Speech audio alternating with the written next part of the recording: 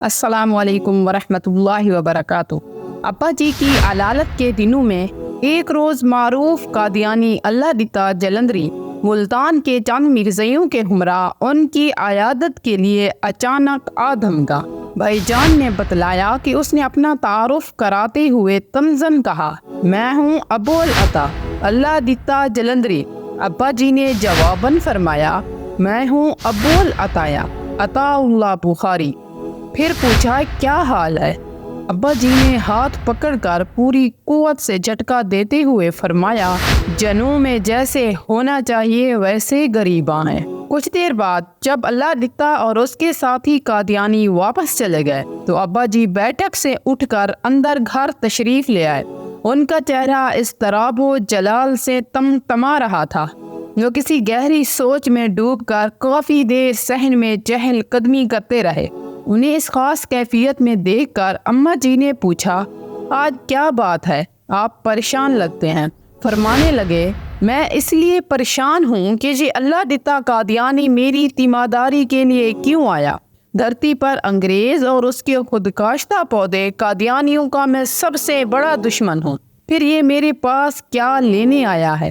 میں تو اپنے ایمان کا جائزہ لے رہا ہوں اور اعمال کا محاسبہ کر رہا ہوں کہ تحفظ ختم نبوت کے لیے میرے کام میں کوئی کمزوری تو واقع نہیں ہو گئی۔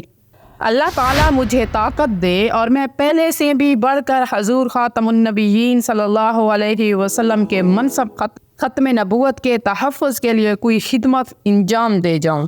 اللہ تعالیٰ میرے ایمان کی حفاظت فرمائے اور کسی کمزوری کے واقع ہونے سے پہلے موت دے دے۔ دشمن مجھے کمزور سمجھ کر مطمئن نہ ہو اور قیامت کے روز حضور خاتم النبیین صلی اللہ علیہ وسلم کے سامنے مجھے شرمندگی نہ ہو۔ اس واقعے کی مناسبت سے یہ بتانا مقصود ہے کہ ابا جی کو حضور خاتم الانبیاء صلی اللہ علیہ وسلم کی ذات اقدس سے کتنی محبت تھی۔ انہوں نے اپنے ایمان کی کس طرح حفاظت کی اور اعمال کا کس طرح محاسبہ کیا۔ پھر فرمانے لگے، قادیانی میری علالت کی خبر سن کر شاید یہ دیکھنے آئے ہیں کہ میں کتنا کمزور ہو چکا ہوں اور کب مرتا ہوں۔ اللہ کی توفیق سے میں نے انہیں یہ پیغام دے دیا ہے کہ میری جسمانی کمزوری میرے ایمان پر غالب نہیں آ سکتی۔ میں جس حال میں بھی ہوں حضور صلی اللہ علیہ وسلم کے دشمنوں اور ختم نبوت کے منکروں کے مقابلے میں پہلے سے بھی زیادہ طاقتور اور توانا ہوں۔ میرا وجود ان کی تباہی و بربادی کے لیے کافی ہے۔ بہت دیر بعد معلوم ہوا کہ یہ بھی قادیانیوں کی چال اور سازش تھی، جسے اللہ دتا قادیانی نے اپنی عمر کے آخری حصے میں ظاہر کیا۔ اس نے اپنے کذاب نبی مرزا قادیانی کے کہنے پر جھوٹ بولتے ہوئے کہا کہ وہ مرزا بشیر الدین کی طرف سے شاہ جی کے علاج و معالجے کے لیے بھیجی گئی رقم انہیں دینے گیا تھا۔ علالت کے دنوں میں شاہ جی کے معاشی حالات بہت خراب تھے اور ان کی حالت یہ تھی کہ وہ تنہا تھے۔ ان کی تیمارداری کے لیے بھی ان کے پاس کوئی نہیں تھا۔ لعنت اللہ علی الکاذبین، جن کا نبی جھوٹا اس کا بیٹا اور جان نشیں جھوٹا۔ اس جھوٹے کے پیروکار جھوٹ نہیں بکیں گے تو اور کیا بکیں گے؟ قادیانیوں کو سچ سے کیا نسبت، جنہوں نے کائنات کے سب سے بڑے اور سچے سیدنا محمد رسول اللہ صلی اللہ علیہ وسلم کی سچی نبوت کا انکار کیا اور ان کے مقابلے میں جھوٹی نبوت گھڑ لی۔ وہ تحفظ ختم نبوت کے سپہ سالار پر تہمت نہیں باندھیں گے تو اور کیا کریں گے؟ ابا جی نے دولت اکٹھی کرنی ہوتی تو انگریز حکمرانوں کی طرف سے کی گئی 50 مربع زمین کی پیشکش قبول کر لیتے اور 10 برس تک قید و بند کی صورتیں برداشت نہ کرتے۔